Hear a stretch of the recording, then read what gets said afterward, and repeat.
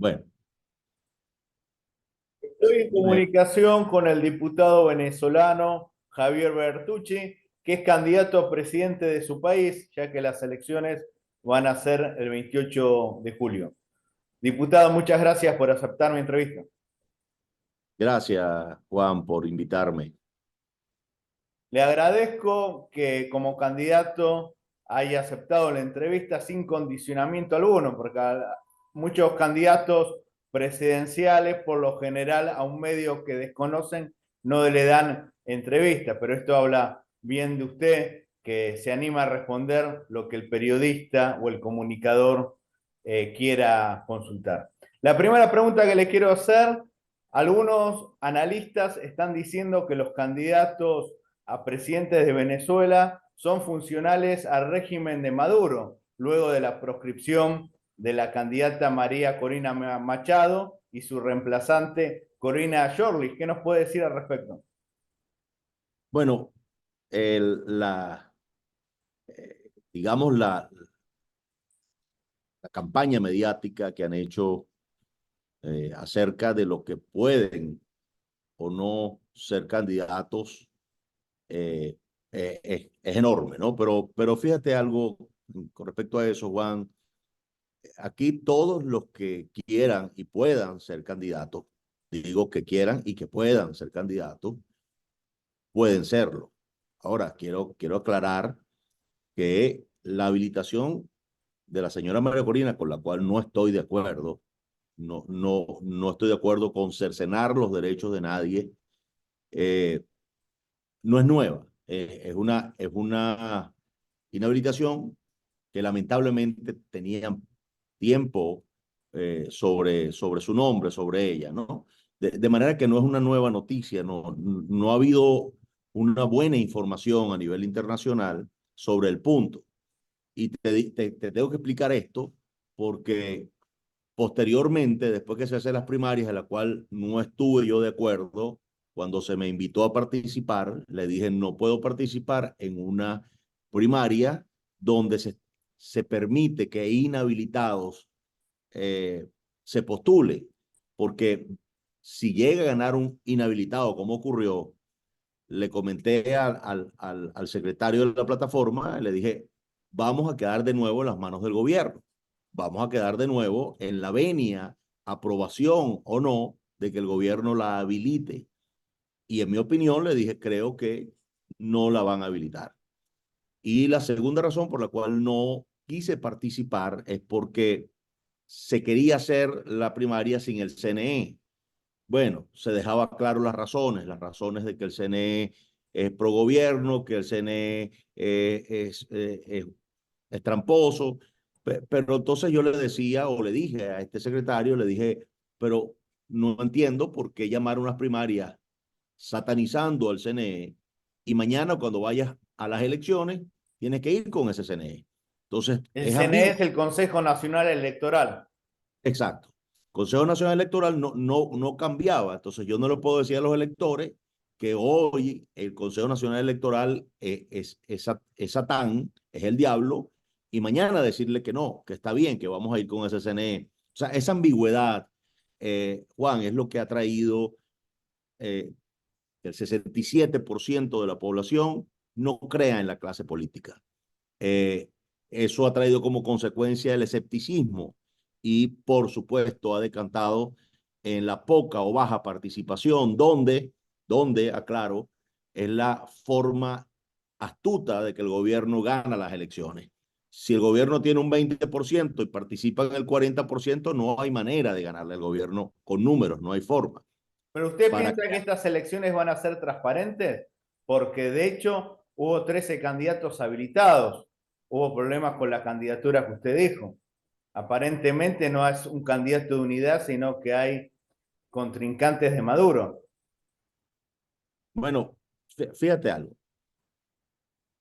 No sé si hay algún tipo de instrumento que mide tu cantidad o tu calidad de oposición, ¿no? Me parece que eso es una posición estéril y extremista.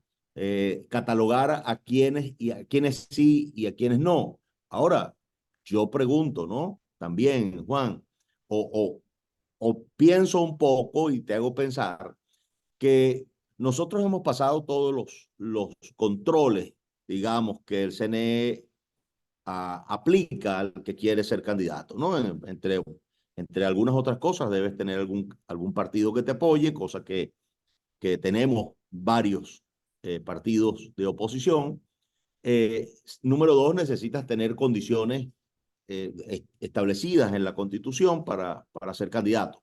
Ahora, la candidatura de la señora María Corina no pasó porque nunca se levantó la inhabilitación y el sistema la rechaza, donde puede estar habiendo una violación de derechos flagrantes en la posible candidatura de la señora Corina Lloris, que hasta donde yo sé, eh, está habilitada para una candidatura.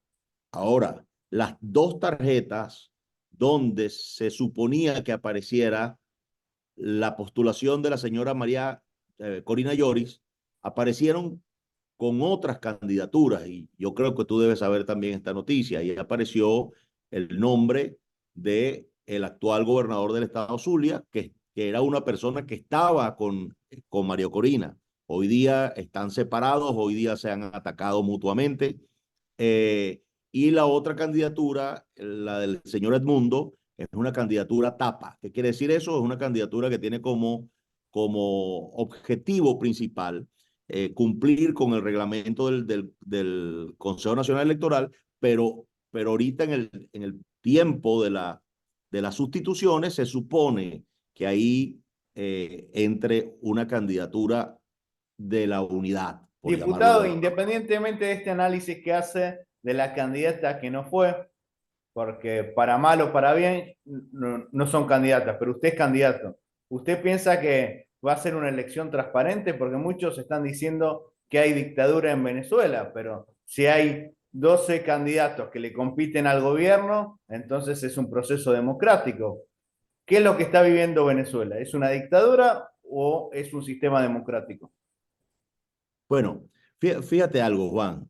Eh, un país donde tú puedes elegir, bueno, ya por ahí tienes que, tienes que descartar la dictadura. Un país donde personas que piden sanciones para su propio país no están presas, no creo que hablamos de dictadura. No sé qué puede pasar en tu país si una persona invoca algo contra tu país, como una invasión o como una sanción o algún tipo de estas peticiones que terminan afectando no un gobierno, terminan afectando a todo un país, a Y todos los una venezolanos. cosa curiosa, diputado, que en Venezuela hubo un ciudadano que se autopercibía presidente y no lo era, como Juan Guaidó, y sin embargo en Venezuela tuvo palabras. O sea, a veces cuando dicen una dictadura, digo, si hay un loco que dice que es presidente de un país, en una dictadura sería sancionado. Quizás una dictadura feroz y sangrienta es la que tiene Nicaragua con el dictador Ortega, que hay persecución en la Iglesia Católica. Usted es pastor evangélico. ¿Hay persecución a los cristianos, a los católicos, como ocurre en Nicaragua? De ninguna forma. O sea, yo tengo que decir las verdades. Yo soy opositor diametral al gobierno, estoy totalmente en contra de sus políticas económicas, de sus políticas, digamos, de ejecución o de desarrollo de los cuerpos de seguridad, etcétera. Muchos encontronazos y oposición a la forma de gobernar del señor Nicolás Maduro. Sin embargo, yo tengo que decir la verdad. O sea, aquí se ha tergiversado la Incluso usted verdad. estuvo preso en el gobierno de Chávez. Sí, claro. Ahora fue por actos de corrupción contra mí. Es decir, después que se hizo el juicio, no hubo ningún tipo de pruebas contra mí. Y bueno, se me dio la absolutoria. Ahora, todo fue un problema de carácter militar, una extorsión atrás. Estas cosas que sí suceden no solamente en Venezuela, suceden en Latinoamérica, suceden en el mundo, personas de cuerpos de seguridad personas de carácter militar que, bueno, usan sus cargos para extorsionar, usan sus cargos para amedrentar. Y bueno, eso fue más o menos uno de mis casos. Sin embargo, tardó mucho, en mi opinión, para que los jueces o el juez se pronunciara porque había mucho miedo. Siempre soy pastor de la iglesia más grande del país. Eh, Liderizo un movimiento de carácter evangelístico exitoso. Digo exitoso porque tiene miles de voluntarios y nuestras reuniones son masivas usualmente.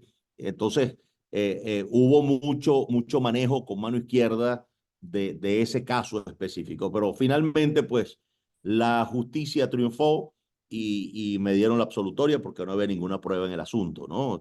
Del cual se me acusaba.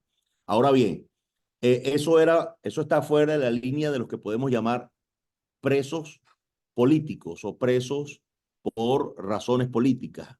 Cosas que han sucedido en Venezuela, sí han sucedido y con la cual tampoco no estoy de acuerdo. No estoy de acuerdo que una persona se ponga presa por, por ser contraria en su forma de pensar y expresarlo. Ahora A bien, Leopoldo López, ¿usted lo considera preso político? bueno, obviamente las razones por las cuales se puso preso a Leopoldo López no fue por razones políticas como tal. Las razones fueron claras. Organizó guarimba, organizó actos de tipo terrorista. Y obviamente no importa que tú hagas política, si tú cometes delitos eh, contra la nación, tú tienes que ser juzgado con la misma fuerza de la ley de cualquier persona, sea abogado, sea doctor o sea un ciudadano común. Javier, ¿cuál es el principal problema de Venezuela? Porque muchos dicen que no hay democracia y usted está explicando que hay democracia. ¿Cuál es la finalidad que usted tiene de presentarse a unas elecciones y querer ganarle a Maduro? ¿Cuál es el problema que piensa que usted va a solucionar? Bueno, para empezar y de inicio, Juan, el modelo económico fracasado que ha aplicado el gobierno por los últimos 12 años, un modelo económico completamente, digamos, ideológico. Eso pasa por hacer todas unas políticas que beneficien el poder, beneficien a los que están en mejores condiciones o posiciones gubernamentales y han cercenado las posibilidades de prosperidad del emprendedor, por Pero se ejemplo. puede mejorar el modelo económico con una economía que es un desastre, como lamentablemente pasa en Argentina. Quizás Milei llegó con buenas ideas y ve que la realidad es otra. ¿Usted piensa que la economía de Venezuela a corto o a mediano plazo se puede solucionar? A corto plazo, Juan. Corto Fíjate, plazo. claro, es que una de las divisas más importantes que tú tienes que generar en un gobierno es la confianza. Y por cierto, esa es la que ha perdido el gobierno. El gobierno no genera confianza en el plano internacional para inversionistas internacionales y el gobierno no genera confianza para los inversionistas nacionales.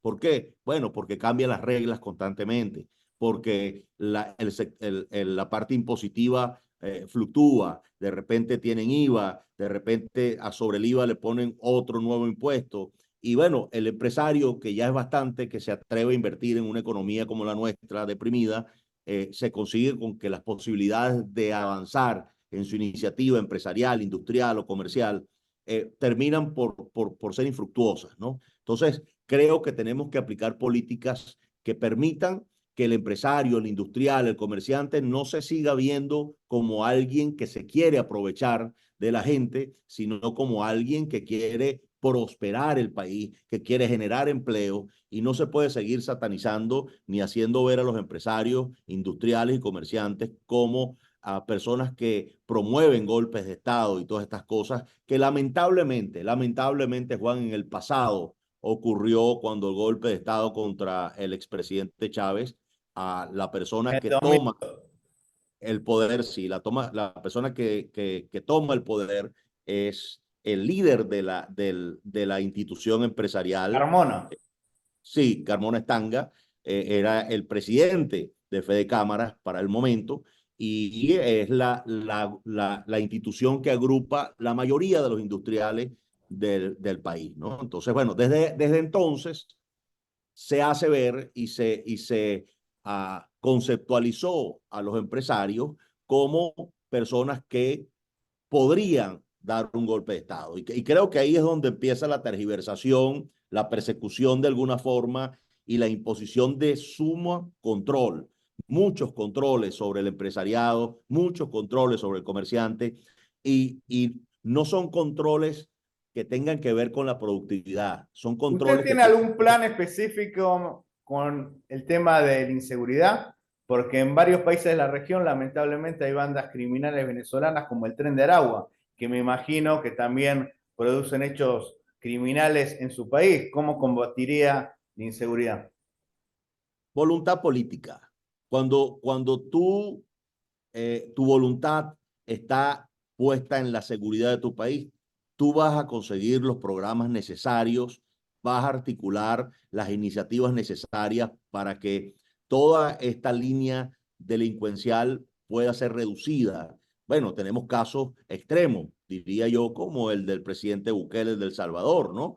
Pero bueno, lo juzgan de muchas maneras. Sin embargo, bueno, el presidente Bukele sencillamente estaba buscando y ha logrado reducir los altos índices delictivos. De manera que hay voluntad política en él, que no ha habido en otros presidentes, voluntad política. Aquí las bandas están, lamentablemente, estas bandas como el Tren de Aragua, en el pasado otras bandas como el Tren del Llano, como la banda del Picure y otras bandas más, lamentablemente tenían estrechas conexiones con cuerpos de seguridad. Eso después siempre se descubrió y salió a la luz. Ahora, ¿por qué no hubo voluntad política para atacar estas iniciativas de los cuerpos de seguridad en unidad con bandas? No había voluntad política, Juan. Entonces creo que el También asunto es de el la seguridad. famoso cártel de los soles. Bueno, mira, el cártel de los soles, en mi opinión, ha sido más una manipulación comunicacional que una realidad. No hay, Estados Unidos nunca ¿Se puede consiguió pruebas. caminar tranquilo por las calles de Venezuela? ¿Usted recomienda Sí, a un turista ir ahora a Venezuela? sí, fíjate algo, Juan. Lamentablemente digo porque ha habido un gran éxodo en nuestro país y la economía está tan deprimida o ya ha estado tan deprimida que estas bandas y estos delincuentes ya no le era negocio seguir en Venezuela. Y por eso se fueron a otros países a delinquir, porque bueno, allá consiguen que la exposición de su propia vida cada vez que salen a delinquir les causa o les genera mejores resultados que aquí en Venezuela. Lamentablemente, entre el éxodo venezolano se nos fueron muchos buenos doctores, médicos, se nos fueron muchos buenos educadores, ingenieros, Y sobre todo juventud. Es muy mucha gente importante los joven jóvenes para el futuro y el presente de un país. mucha gente joven, y entre todo ese éxodo hubo también una cantidad de delincuentes que salieron y que ha producido en todos estos países un pico delincuencial. Y aquí en Venezuela, en lo contrario, hemos tenido un descenso enorme de la actividad Y delincuencial. lamentablemente estos malos elementos que hay en todos los países, en todas las nacionalidades, generan a veces un sentimiento anti-venezolano en Sudamérica. Y no todos los venezolanos son gente de mal vivir, hay gente muy correcta, gente bien formada, pero lamentablemente hace más ruido esta gente antisocial, por así llamarlo. Lamentablemente, todos los países tenemos delincuentes y, y estos que se han ido a otros países, bueno, han hecho famoso o famosa la nacionalidad venezolana a lo malo. Javier, Pero siempre digo una cosa, yo soy argentino, en Argentina la mayoría de los venezolanos que fueron, gente profesional o de clase media alta que pudieron venir en avión, y es gente que está bien conceptuada, quizás no ocurre con los venezolanos que están en Ecuador, en Perú, hay diferentes tipos de migraciones. uh-huh. Bueno, obviamente lo peor fue a las naciones donde están más cercanas, Bien. Colombia, Perú, Ecuador, digamos las más lejanas, ya hay un filtro, ¿no? De la ¿Cómo va a distancia. controlar usted como candidato los votos de los venezolanos en el exterior? ¿Cómo va a haber control electoral? Porque lo manejan los consulados, que los consulados están con el gobierno. ¿Cómo está trabajando usted con sus compatriotas fuera de Venezuela? La ley es bastante engorrosa con el asunto de los votos en el extranjero. Yo he sido uno de los mayores defensores de articular algún mecanismo que no sea tan complejo como el que hay ahora, porque si aplicamos el mecanismo que quiere y que va a aplicar hasta donde sé el Consejo Nacional Electoral, a lo sumo votarán 250.000, 300.000 estirados Y recordemos fuera. que la mayoría del venezolano en el exterior, para no decir todos, están en contra de Nicolás Maduro, del presidente Maduro. Yo creo que el 95, 98% están contra el gobierno actual, porque aquí en Venezuela el 80% estamos en contra. Imagínate fuera del país, debe ser ese número muy superior, cercano al 100%.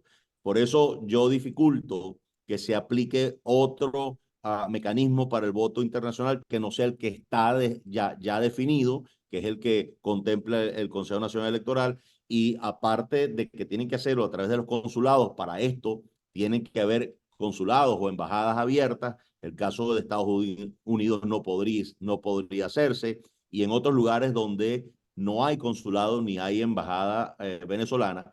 Sin embargo, donde las hay, tienes que estar regularizado, es decir, tienes que tener la ciudadanía del país donde está, y hay muy pocos venezolanos con ciudadanía. Hay muchos venezolanos con legalización de su estatus, pero Interesante no. lo que usted está diciendo. O sea, le ponen una traba, como si el venezolano no fuese venezolano por no ser ciudadano del país donde radica. Claro, el principio que ellos usan es un principio hasta donde, hasta donde puedes estirar lo lógico, y es que el sistema le da acceso a los que están establecidos en otros países y que han asumido la ciudadanía siendo venezolanos. Entonces, bueno, eso reduce el número de 5, O 6. sea, resumiendo, votarían en el exterior los venezolanos que tienen la doble nacionalidad del país donde están Exacto. y la venezolana por su nacimiento. Exactamente. Eso reduce el número a muy poco. Es decir, incluso el gobierno va a propiciar, aplicando ese mecanismo, el gobierno propiciaría sin problema alguno que la gente fuese a votar, porque solamente iría un grupo que tal vez no tiene el poder de inclinar la balanza hacia otro candidato, que no sea el gobierno que tiene sus votos La acá. última pregunta, Javier. Se dice que va a ganar o quizás arrasar Nicolás Maduro. ¿Piensa que alguno de estos candidatos le puede hacer frente? ¿Usted se ve como segundo en esta elección? ¿Quién puede ser el candidato que mejor porcentaje electoral tenga? Sinceramente. Juan, si vamos a los números, y esto hay que analizarlo cabeza fría y con números, de cada 10 venezolanos, 8 no quieren a Nicolás Maduro. Eso ya es una gran oportunidad. ¿Dónde radicaría el éxito o no de poder ganarle a Nicolás Maduro este próximo 28 de julio? En que la oposición entienda que es tiempo de ser grande. Y la grandeza pasa por los actos de humildad. Siempre lo he dicho, que los actos más grandes de un individuo son sus actos de humildad. Y este es el momento, en primer lugar, de reconocer que todos somos necesarios para poder ganarle a Nicolás Maduro. Que aquí los 12 hoy candidatos diferentes a Nicolás Maduro, necesitamos sentarnos y llegar a acuerdos donde podamos terminar con un candidato relativamente unitario, tal vez no único, pero sí unitario, la mayor cantidad de unidad representada con un candidato que la población pueda percibir que tenemos las habilidades, tenemos las capacidades de poder ganarle a Nicolás Maduro. Pasa por que este candidato tenga un programa de gobierno realizable. Pasa porque este candidato entienda que todos somos necesarios y que podamos levantar o construir esta organización de la defensa del voto que responsablemente le diga al elector vaya a votar, que su voto va a ser defendido para que tenga el resultado que estamos esperando. Entonces, estamos empezando una campaña. Mi discurso desde que me lancé ha sido la unidad, la cooperación y la construcción de una opción que pueda ser competitiva y ganadora. Y gracias a Dios, mi condición de pastor, que es mi principal vocación, me permite hablar con todos. Lamentablemente he conseguido grandes egos entre los candidatos de oposición, egos donde uno no quiere declinar, donde otro dice que el otro es esto y que el Esa es otro es la clave aquello. del asunto, si se puede conseguir una unidad con una oposición tan fragmentada. Tan fragmentada. O sea, ya tú ves que en las tarjetas que debieron haber llevado la postulación de María Corina, terminaron llevando la postulación del gobernador del Zulia y estaban juntos. Y después el día siguiente de las postulaciones, de la expiración de las postulaciones, tú ves a una señora tildando al otro señor de traidor y el otro señor diciéndole a la señora irresponsable. Entonces, bueno, esto es lo que propicia la división de los votos y la abstención es la única forma de que el gobierno pueda ganar estas próximas elecciones, Juan. Muchísimas gracias, ojalá pueda entrevistarlo más seguido, como también así a los otros candidatos presidenciales y por qué no al presidente Maduro. Sé que él no da entrevista, su hijo es colega suyo, el diputado Sí. Nicolás Maduro, ojalá se pueda escuchar todas las voces y ver lo bueno y lo malo que está ocurriendo en Venezuela y las cosas buenas del régimen y las cosas que habría que cambiar. Muchísimas gracias, muy amable.